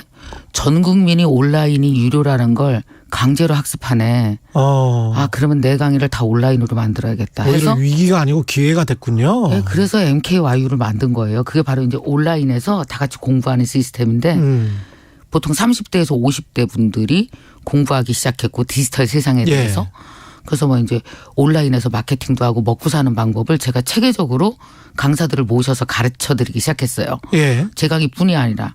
그랬더니 그때 100명으로 시작해서 지금은 8만 명의 학생이 공부하고 있죠. 100명으로 시작해서 8만 명. 네, 3년 됐어요. 그 주로 누가 들으십니까? 어떤 30대, 분들이? 40대, 50대, 60대 성인들. 자기 개발하고 싶으신 분들. 다시 대학으로 들어가서 무엇인가 배우기는 어렵잖아요. 그러니까 평생 대학원의 개념이네요. 네, 맞아요. 그러면 이제 저희가 처음 했던 게 이제 디지털 세상에서 내가 먹고 사는 방법을 구축하는 걸 가르쳐 드렸어요.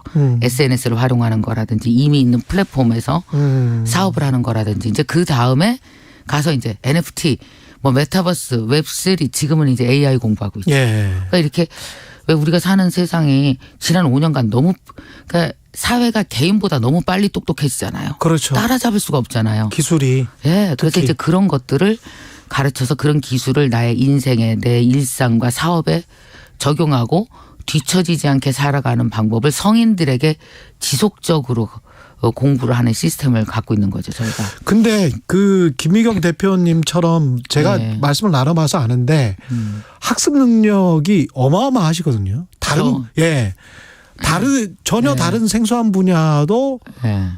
뭐라고 할까요? 트였다고 할까요? 그냥 이렇게 쑥쑥 알아들으시고 그다음에 거기에서 자기화하는 능력이 굉장히 탁월하신 분인데 그게 어떻게 그렇게 됐습니까?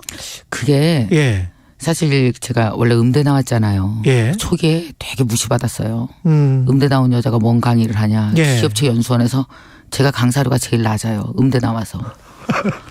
교육학과 사회학과 나온 사람 많이 주거든요. 예. 되게 서러웠어요. 예. 그래서 제가 생각했죠. 두고 봐라. 내가 끝까지 살아남을 거야. 그래서 정말 저는 그때 책장을 샀거든요. 책을 산 게 아니라. 책장을 사놓고 예. 내가 읽은 책으로 저 책장을 다 채운다. 어차피 사람들은 20년 공부한 거 갖고 먹고 사는 게 아니라 현재 시점에서 매일 공부하고 매일 깨달은 걸로 먹고 살게 될 거야. 와. 나는 거기서 탁월해질 거야. 그러면서 그냥 모든 분야를 굉장히 빠르게 늘 꾸준히 공부를 했어요. 그러면서 이제 제 머릿속에 세팅된 게 한 15년 넘으니까 이런 생각이 들더라고요. 아, 남의 머릿속에 들어가서 이해된 건 내 머릿속에서도 다 이해될 수 있다는 뜻이구나. 분야를 가리지 않고. 그래서 적어도 내가 그 분야의 최고는 못 되더라도 그 분야가 어떻게 흘러가는지 대충 이해는 할 수 있어. 그것만 해도 충분해. 그렇죠. 그거거든요. 그래서 저희 학교에서 공부하시는 분들도 다 그거예요. 무슨 뭐 AI 박사겠어요. 근데 AI 흘러가는 흐름과 나의 먹고 사는 것과 연관시켜서 그만큼 갖다 쓰면 되는 거잖아요. 예. 언어도 똑같잖아요. 그렇죠. 장사하는 사람은 장사할 만큼 영어하면 되지. 무슨 언어 박사처럼 할 필요 없잖아요. 그렇죠. 그럼 이런 것들에 대해서 사람들에게 자신감도 주고 있는 거예요. 사람들이 저를 되게 좋아하는 이유가 저를 보면 자신감이 생기는 것 같아요. 아니 뭐 저 여자도 했는데 뭐 그런 거 있잖아요. 아니 뭐 저 나이에도 영어 하는데 내가 왜 못해 막 이런 거 그런 걸 느끼시는 것 같아서 아니, 좋습니다. 꼭 그런 건 아닌 것 같고. 예. 지금 저 새 책을 내셨는데 김미경의 40 수업이라고. 네. 근데 왜 40은 지금 훨씬 넘으셨잖아요. 그렇죠. 왜 40일까요? 지나 보니까 예. 40이 얼마나 아름답고 소중한 나이인지를 알겠더라고요. 근데 40들이 너무 불안해하고 힘들어해요. 그냥 다른 40을 보면 쟤 집 샀어. 쟤 주식해서 대박 났대. 쟤는 저 집 아이들은 되게 좋은 학교 다녀. 이렇게 막 비교하잖아요. 그렇죠. 그리고 또 뭐냐면 40이 가장 치열할 때예요. 그러니까 인생의 국영수 시즌이에요.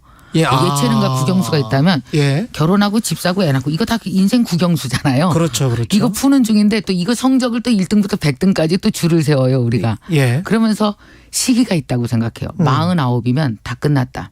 이때까지는 다 이루어야 돼. 그래서 왜 40들한테 물어보면요. 50대는 이런 느낌으로 봐요. 거기 사람 사는데요? 거기 그 노년인 줄 알지? 예. 40은. 그렇죠. 예. 근데 막상 보면은 살아보면 어떤 생각이 들었냐면 제가 이제 이번에 이제 한국 나이로는 60인데 이제 6월 되면 58세로 뚝 떨어져요. 근데 40에는 40에는 국영수를 반만 풀어도 되는 거였는데 그리고 나머지 반은 50대 풀어도 되는데 집도 반만 사도 되고 어차피 애도 반밖에 안 크고 그래서 모든 것들이 다 커리어도 반 그리고 나머지 50대 하면 되는데 40대가 왜 이렇게 조급해졌을까? 그러니까 40대가 제일 많이 하는 질문이 남자들은 야 이거 언제까지 계속 할 수 있을까? 여자들은 그렇죠. 집에서 우리 뭐라도 해야 되지 않아? 그렇지. 그 두 가지 질문 속에서 시한이 있는 거예요. 49세까지. 그러다 보니까 그때까지 못하면 다 포기해버리는 거죠. 근데 우리가 100살을 살잖아요. 그렇죠. 어떻게 인생에 정신 차리고 15년 살고 나머지를 포기해요. 그래서 40에게 다시 시작하는 희망을 주지 않으면 50대, 60대, 70대 그 아름다운 시절이 살아낼 수가 없겠다. 다시 살려내게 해드렸으면 좋겠다가 제가 60 가까이 와서 깨달은 거거든요. 그래서 이제 마흔들에게 그런 얘기를 해주고 싶었어요. 그 책 이야기를 좀 더 깊게 들어가기 전에 제가 오프닝에서 김미경 대표에게 고민이나 상담 문자 보내달라고 했는데요. 많은 분들이 지금 보내주고 계십니다. 0518님이 우리 부모님들은 평생 자기 개발에 대한 교육을 받는 게 꿈꿀 수도 없이 오직 자녀를 위해서 살아오셨던 것 같은데요. 최근 수십 년 다니시던 회사를 정년퇴임하신 아버지는 엄청난 공허감과 무기력함에 힘들어하십니다. 저의 미래인 것 같기도 하고 고령화 사회에 많은 어르신분들이 겪을 일인데 관련해서 질문을 드립니다. 지금 능력 있는 나를 회사에서 10년 넘게 장기 임대했으니 이제는 서서히 다이렉트 임대로 전환할 준비를 해야 한다고 하셨는데 맞아요. 저희 아버지 같이 이런 준비가 뭔지도 모르고 그냥 일만 하셨던 분들 네. 어떻게 앞으로 실질적인 삶에 부딪혀야 되냐 뭐 이런 질문입니다. 저는 사는 것과 나누는 것을 동시에 같은 가치로 보시고 다시 시작하셨으면 좋겠거든요. 어차피 우리는 100살까지 살아요. 요새 장례식 가 보면 진짜 다 90이 넘어가세요. 근데 아버지가 은퇴하셨잖아요. 예. 네, 제가 추천해드리고 싶은 거 디깅러가 되세요. 요새 디깅러가 뭐냐면 하나만 들이파는 거예요. 예. 이게 말하자면 취미죠. 왜 직장 다니냐고 못했는데 예를 들어서 내가 나는 제대로 뭐 목공 같은 거라서 의자 같은 거 만드는 거 한번 되게 해보고 싶었어. 왜 인생에 직장만 아니면 내가 하고 말 거야 했던 게 몇 가지가 있잖아요. 그렇죠. 이제 그 기초부터 천천히 하나하나 계속 파는 거예요. 그 30년에도 왜 장인이 되잖아요. 서서히. 그러면 이제 그건 내가 사는 거잖아요. 그게. 살면서 시간을 보내는 거잖아요. 동시에 이거를 분명히 내가 시작하면 내 뒤에 시작하는 사람이 있습니다. 그게 거대한 학교예요. 인생이. 왜냐하면 내가 앞에서 시작하잖아요. 내가 한 달 먼저 시작해서 그럼 한 달 뒤에 시작하는 사람이 있어요. 한 달 뒤에 시작하는 사람은 나보다 30년 앞선 사람한테 배우는 것보다 한 달 앞에서 시작한 사람한테 배우는 게 훨씬 더 효과적일 때가 있어요. 그럼 이분들에게 또 나의 것을 전수해 주는 거죠. 배우고 전수하고 배우고 전수하고. 그래서 이게 전체가 100살을 사는 시대에는 누구나 다 스승과 학생이 한 몸에 있는 거죠. 이런 삶을 사시기 시작하면 내가 뭐 대단한 걸 갖고 있어서 가르치는 게 아니라 뭔가 앞서서 시작한 걸 나눈다 생각하시면 훨씬 재밌고 가치 있게 사실 수 있을 것 같아요. 네. 5702님은 최근 자영업을 하고 있는 제 작은 회사에 진로를 바꾸고 제 일을 배우고 싶어하는 가장 친한 후배를 제 회사에 입사시켰습니다. 오랫동안 안 본 평소의 모습과는 다르게 일적 면에서는 정말 꽝이다라는 말이 나올 정도로 이런 경우 있어요. 이런 경우 있어. 어떡해요? 이제 일주일 됐는데 정말 난감합니다. 어떻게 떼내지? 이제는 일뿐만 아니라 서로 관계도 어색해졌습니다. 저는 저대로 일적인 면을 만족 못해서 답답하고 후배는 제가 너무 일적으로 까다롭다. 저를 불편해하는 모습이 느껴집니다. 후배도 잃게 생겼네. 일도 안 되고 친한 친구를 잃을 것 같아서 속상합니다. 어떻게 극복해야 되죠, 이거는? 이거는 정말 일이 안 된다고 그러면은 분리가 돼야 되잖아요. 그러니까. 왜 사람을 잃을 수는 없잖아요. 그렇죠. 그러니까 일은 일대로 가르쳐주고 도와주되 또 이게 낮과 밤을 바꾸셔야 될 것 같아요. 낮에는 호되게 하고 왜 그랬잖아요. 왜 되게 10년, 20년이 지나도 좋은 선배다 하는 사람은 낮에는 호되게 가르쳤지만 밤에는 등 두드려주는 그 선배 때문에 인생에 또 정말 좋은 스승들을 직장에서 만나잖아요. 그러니까 일을 못해서 밤까지 미워하지 말 것. 그래. 그것만 해도 훨씬 더 그 마음은 덜 아프실 겁니다. 왜냐하면 이게 본인이 또 고용을 하셨기 때문에 책임을 지셔야 돼. 어쩔 수가 없어. 이게 왜 우리 학교에서 보면은 되게 말썽 있는 학생을 끝까지 길러냈을 때 선생님이 진짜 선생님이잖아요. 그러니까 내가 한번 이 친구 조금 만들어 봐야 되겠다. 근데 사람이 어느 정도 만들어지는데 그렇게 큰 힘이 기울어지지 않습니다. 사실은 핀셋 하나로 뭐만 조종해줘도 사람이 살짝 바뀌면 천천히 움직이잖아요. 태도 하나만 바꿔. 시간을 조금 두고 기다리시면 좋을 것 같아요. 2678님은 누나가 이혼하고 혼자 살고 있는데 부모님 두 분이 치매가 아주 조금 증상을 보여서 부모님 모시고 1년 정도 생활하고 있습니다.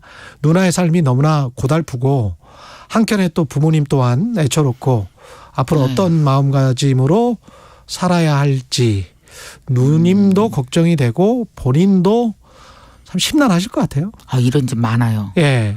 정말 많아요. 왜냐하면 이제 치매가 한쪽 부모님뿐만 아니라 두 분 다 치매인 경우도 많고 막 예. 이러기 때문에 근데 이거 어쩔 수 없는 운명이잖아요. 여기 피할 수 없잖아요. 지금 누가 돌보겠어요. 예. 근데 사실 뭐 요양원으로 보내드린다고 할지라도 요양원에 보내기가 자식들 마음이 아주 상태가 나쁘지 않으면 너무 죄책감이 들거든요. 예. 일단은 내가 한번 모시고 싶잖아요. 예. 저는 이 시간도 나중에 부모님 돌아가시고 나면 되게 약이 되는 시간이라고 생각해요. 우리가 왜 어쩔 수 없이 그 시간을 보내야 되는 때가 반드시 있거든요. 저는 그 시간에 이름을 붙였어요. 잠용. 잠자는 용. 잠자는 용. 네. 근데 용은 용인데 잠자고 있어. 아마 부모님 옆에서 잠자는 용의 시간을 보내실 거예요. 어쩔 수 없이 부모님을 보살펴야 되기 때문에 내 시간을 드리지만 준 것은 시간일 뿐이지 그 시간 안에 질은 내가 결정할 수 있잖아요. 그렇죠. 부모님 좀 주무실 때 예. 내가 그래도 용답게 사는 거예요. 뭐래도 좀 공부하고 있고 미래에 대해서 내가 채우고 있고 아니면은 치매 부모님의 하루하루를 일기를 써. 그래서 다른 치매 부모님을 모시는 사람들에게 나중에 컨텐츠적으로 도움을 줄 수도 있죠. 그러니까 사람은 누구나 어떤 그러네. 상황에서건 그냥 난 잠자고 있어 하지 말고 뒤에다 용을 붙이세요. 난 잠용이야. 난 잠용이야. 난 잠용이야. 난 여기서 뭔가 이뤄낼 거야. 또 한 번 여기서 깨닫는 게 있을 거야 생각하시면 그 시간 나중에 부모님에게 감사할 수 있는 시간이 될 수도 있다 생각이 들어요. 책 이야기로 다시 좀 돌아가고 싶은데요. 뒤에 표지를 보니까 네. 열심히 살았지만 또다시 불안한 도전하고 싶지만 너무 늦은 것 같은 당신의 마음은 매일 나아지는 중입니다. 네. 사실은 매일 나아지는 중이다라고 세뇌를 하지 않는 이상 나아지고 있다라고 느끼는 사람은 없는 것 같아요. 이게 현재에서 보면 과거와 미래를 엮었을 때 내 현재가 움직이고 있다고 생각하는 사람이 별로 없어요. 오늘 하루 사는데 무슨 돈을 그렇게 벌었겠어요. 맞아요. 뭐 오늘 사는데 뭐 내가 무슨 성장을 그렇게 하겠어요. 갑자기 무슨 큰 깨달음이 있어. 없죠. 예. 그리고 거기다가 또 사건은 계속 생겨요. 뭐 애도 아프고 왜 인간이 몸을 갖고 태어나면 무조건 왜 고통이 그냥 그 디폴트로 깔려 있잖아요. 싸우기도 하고 예, 관계가 디폴트예요. 깨지기도 하고. 예. 그러니까 나아지는 것 같지가 않아요. 불안이 디폴트인 것 같습니다. 네, 불안이. 맞아요. 예. 근데 그 와중에도 그걸 해결하려고 예. 우리가 온 힘을 다하잖아요. 정성을 다하잖아요. 내 인생에.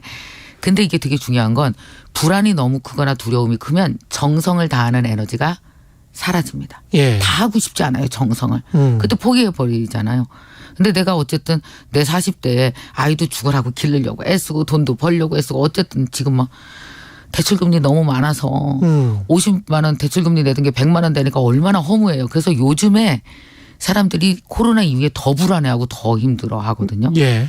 근데 분명히 지나갈 거잖아요. 예. 그러니까 내 인생에 정성을 다하자 하루하루. 요 생각만 하면 결국 한 5년 지나고 보면 아 그때도 역시 내가 성장했어. 내가 나아지고 있었어라는 걸 아실 거거든요. 예. 그러니까 나아지기 전에 절대 포기하시면 안 됩니다. 그냥 사는 것 자체가 하루를 지나면 하루 나아져요. 꼭 나아지는 삶을 살기에 포기하지 마셨으면 좋겠어요. 이 책에 혹시 그럼 나아지는 네. 삶을 살기 위한 어떤 매뉴얼 같은 것, 단계별 접근법 같은 것 그런 것도 있습니까? 어떻게 아셨어요? 있어요? 있어요. 왜냐하면 예. 사실 이런 문제가 있다라고까지 쓰면 책이 안 돼요. 예. 이 자기개발 책이 엄청 어려운 이유가요. 예. 그러니까 문제 화두를 던지는 건 너무 쉬워요. 다 우리 불안한 거 알잖아요. 예. 그거 어쩔 건데. 그렇지. 이 솔루션 때문에 정말 머리가 터지게 고민해요. 머리가 터지지 사실은. 그게 되게 고민스럽거든요. 예. 그래서 이제 그 솔루션을 여러 사람들의 사례, 그다음에 이제 저의 사례, 그리고 그것의 결과 뭐 이런 것들을 가지고 퇴사할 때는 이렇게 하세요. 돈이 안 벌릴 때는 이렇게 하세요. 또 관계가 어려울 때 이렇게 하세요. 예. 부부끼리 마음이 안 맞을 땐 이런 방법을 취하세요. 그리고 뭐 아이들에겐 이러세요 하는 방법 중 제가 하나 솔루션 제시한 거는 예. 결혼에 대한 얘기를 했었어요. 예. 왜 40대가 결혼의 정점에 있잖아요. 이 정점이라는 게 결혼하고 가장 치열해요. 치열하게 싸운다? 네. 애들도 막 돈도 가장 치열하게 많이 들어가고 그죠? 그다음에 부모님도 본격적으로 아프기 시작하고 생전 알든 안 들던 돈이 들어요. 그렇지. 애들도 중고등학생 교육비가 엄청나게 들어가고 뭐 이런 상황이잖아요. 남편은 은퇴할까 말까를 48세부터 명태를 만지작거리면서 지금 명태하면은 8천인데 이 3년 더 있다면 얼마까 이거 맨날 계산하고 있고. 회사 가기 싫어지고. 그리고 이제 엄마들은 애들 막 다 영재인지 알았어. 근데 알고 보니까 나랑 똑같아. 상태 별로야. 막 이런 괴로움에 그러니까 그러니까 기대했던 모든 것이 완벽한 현실로 딱 자리를 잡아요. 40대가 그것과 싸우고 있는 중이거든요. 그러네요. 결혼이 창업이에요. 대주주 2명이 만난 거죠. 둘이 만나죠. 상태 별로 안 좋아. 무슨 뭐 자본금이 있어 뭐가 있어. 그렇지. 근데 막 직원이 들어오죠. 직원이 아이들. 이 직원들 한 번 들어오면 퇴사 불가능해. 매년 연봉을 인상시켜드려야 되고 30년간. 그렇지. 그리고 이제 얘들이 나갈 때 퇴직금 들고 나가잖아요. 우리가 돈 열심히 줬는데 퇴직금 들고 또 나가. 그렇죠. 그럼 나가면 얘네 계열사잖아요. 우리 본사고. 그 또 손자가 있어? 그러니까 얘네가 계열사가 되죠. 나가면. 그리고 이제 저희는 이제 본사가 되는 거잖아요. 근데 우리가 이렇게 100년을 살아나가요. 그럼 100년을 살아나가는데 보면은 우리가 이 인생 시계로 봤을 때 태어난 시간이 0시잖아요. 0살. 50살까지 살고 나면은 12시예요. 그리고 60부터 까사서 100살 살면 다시 또 0시가 되는 거. 24시가 되죠. 인생을 24시간이라는 시간으로 봤을 때 아직 12시밖에 안 된 거야. 50이 12시예요. 50이 12시밖에. 그렇게 생각하니까 마음이 확 놓이네. 40은 오전이에요. 40은 오전이네. 오전이에요. 그리고 이제 그럼 우리가 100살을 살아요. 저 나이 60대 해봤자 2시밖에 안 됐어요. 아직 밖에 해가 쨍쨍해요. 그렇죠. 해가 그러니까, 중천에 떠 있구만. 거의 80대가 넘어야 겨우 9시가 되는 거예요. 자, 그렇게 보면은 우리가 이제 정말 아이들에게 이 어마어마한 그 집안에 있는 돈의 60%를 매번 투자해. 계열사가 들고 나가. 본사는 빈털터리가 돼. 이게 맞나? 좀 더 현명해져야 되지 않을까. 그래서 제가 제시한 것이 아이들 교육에 어떤 회사가 직원 교육에 전체 예산의 20% 이상을 쓰냐. 망하려고. 그렇지. 이거는요. 우리가 두 부부가 별로 똑똑하지도 않은 두 부부가 기업들은 똑똑한 인재만 모아서도 100년을 못 가는데 우리는 안 똑똑한 두 부부가 100년을 가야 돼요. 그렇죠. 현명하게. 그것도 심리적 문제까지 다 싸우면서. 그러니까 40대 중간 허리에 정말 지혜로워져야 되잖아요. 남들 사는 대로 다 똑같이 따라가고 비교에 시달리고 이렇게 살 것이 아니라 우리 집은 이렇게 할 거야라는 새로운 플랜을 다시 한번 나답게 짤 필요가 있는 거죠. 우리 재정에 맞게, 우리 형편에 맞게. 그래서 아이들의 교육에 대해서 우리 재정에 대해서 40이 100을 바라볼 때 오전 시간은 어때야 되느냐에 대해서 이런 솔루션들을 많이 이 책에 썼죠. 8625님이 자신감이 생겼어요. 57세입니다. 오후 초반이네요. 박수. 오후 초반. 김명림님은 최강 상담으로 바꿨군요. 뭐 이렇게. 근데 2095님의 이 질문은 비슷한 질문이 많을 것 같아요. 왜냐하면 남편 입장입니다. 이분은 남자인 것 같아요. 기다리고 기다려도 안 바뀌는 사람은 어떡하나요? 뭘 기다리죠? 부인이 바뀌기를 기다리는 분인 것 같습니다. 남편. 본인도 안 바뀌잖아요. 본인도 안 바뀐. 안 바뀌어요. 이런 자세로는 안 된다? 아니 진짜 사람을 바꾸려고 하는 게 아니라 그러니까 이거죠. 사람은 그대로 서 있잖아요. 상대방은. 그게 거꾸로였습니다. 부인이 보낸 거였네. 자기 남편이 안 바뀐다는 이야기였고. 맞아요. 본인도 안 바뀐 거예요. 왜냐하면 남편이 안 바뀌는 이유는 내가 같은 각도로 봐서 남편이 안 바뀌었다는 생각을 안 해봤어요. 남편의 뒤를 굳이 돌아가서 보신 적 있으세요? 옆모습을 본 적 있어요? 내가 각도를 바꿔야 그 사람의 각도가 달리 보이는 거지.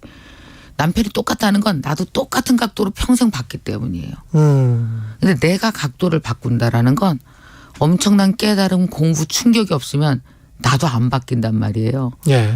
그래서 외부로부터 오는 나의 시각을 바꿀 수 있는 계속된 깨달음을 줄 수 있는 충격을 받을 수 있는 루트가 없으면 사람은 되게 불행하게 살아요. 근데 그게 고통으로 다가오면 어떡해? 시선을 계속 바꿔야 돼요. 지금이 고통스러우면 바꿔야 되는 그냥 고통이 진정한 고통이 오기 전에 그러니까 남편이 뭐 아프거나 뭐 네. 그러기 전에 빨리빨리 시각을 바꿔야 되겠네요. 관점을. 그러니까 지금 이제 대부분 사람들이 우리 직장에서도 그러잖아요. 예. 그 사실 솔직히 남편이 아프면 시각 바뀌어요. 사람이 건강과 죽음 앞에서 안 바뀌는 사람이 없거든요. 예. 그거 원래 신이 바꾸라고 그런 거 주는 거잖아요. 그렇죠. 너 이래도 안 바뀌어? 근데 언제 안 바뀌냐? 평상시 미움이 안 바뀌는 거예요. 평상시 미우면. 왜냐면 계속 밉잖아요. 근데 미운 각도로 계속 보는 거예요. 안 예. 바뀌죠. 근데 그 사람이 꼭 믿기만 하겠어요? 다른 각도도 있거든요. 그 다른 각도로 내가 두 발짝 움직이는 게 세상 죽을 때까지 안 돼서 서로 그렇게 미워하고 살잖아요. 그게 진짜 어렵더라고요. 어렵죠. 이게 근데 거의 뭐 시간이 다 돼가서 이렇게 뭐 프로펠러처럼 계속 돌리면서 살고는 싶은데 네. 내가 지금 번아웃이 왔다. 내가 지금 너무 사실은 나는 열심히 살았다. 네. 근데 너무 피곤하다. 아무것도 하기 싫다. 네. 이런 상황이면 어떻게 해야 됩니까? 멈춰야 됩니다. 멈춰야 됩니다. 당연히 멈춰야 됩니다. 아, 멈춰야 되는 거군요. 번아웃의 끝이 절벽이거든요. 그러니까 내가 나를 너무 쓴 거예요. 예. 그러면 나를 잠시 멈추잖아요. 근데 예. 사람들 생각에 달릴 때 뭔가 이루어지고 멈추면 아무것도 안 이루어지는 것 같잖아요. 근데 밥은 불 끄고 뜸 들일 때 진짜 밥이 돼요. 사람도 가끔 뜸이 들어야 돼요. 예. 그래서 멈추면 뜸 드실 겁니다. 멈추면 또 다른 게 그 안에서 이루어질 거거든요. 왜? 예. 뛸 때 그 다리에 크는 근육이 따로 있고요. 예. 제자리 걸음일 때도 근육이 커요. 그러니까 사람은 멈춰도 커요. 멈출 때 크실 거예요. 그러니까 걱정하지 마시고 죽을 것 같을 땐 쉬셔야 돼요. 예. 네. 5987님 많이 배웁니다. 좋은 시간이네요. 말씀하셨고요. 7939님의 질문이 마지막 질문으로 하겠습니다. 되게 좋아요. 네. 우리 강사님은 김미경 강사님은 행복하신가요? 네. 저 되게 행복해요. 행복하십니다. 네. 행복한 이유는 내가 원하는 하루를 살려고 내 인생에 이렇게 정성을 다하고 나면 되게 흐뭇해요. 똑같이 하시면 될 것 같습니다. 내가 원하는 하루를 정성을 다하면서 계속 1분 1초 그렇게 살면 행복할 수밖에 없겠습니다. 그래서 나아졌어요. 저도 40대 때 아무것도 없었거든요. 네. 집도 없었고 돈도 없고 뭐 사람들한테 뭐 음대 나왔다 엄청 무시받고 사실 그랬어요. 근데 정성을 다했더니 40대보다는 50대가 나아졌어요. 확실히. 조금씩 매일매일. 그때는 안 보였죠. 나아지는 게. 결국 나아지더라고요. 아, 오늘 저도 많이 배웠습니다. 자기개발 강사 김미경 MKYU 대표였습니다. 고맙습니다. 네, 감사합니다. 네, 4월 7일 금요일 KBS 1라디오 최경영의 최강시사였습니다. 고맙습니다.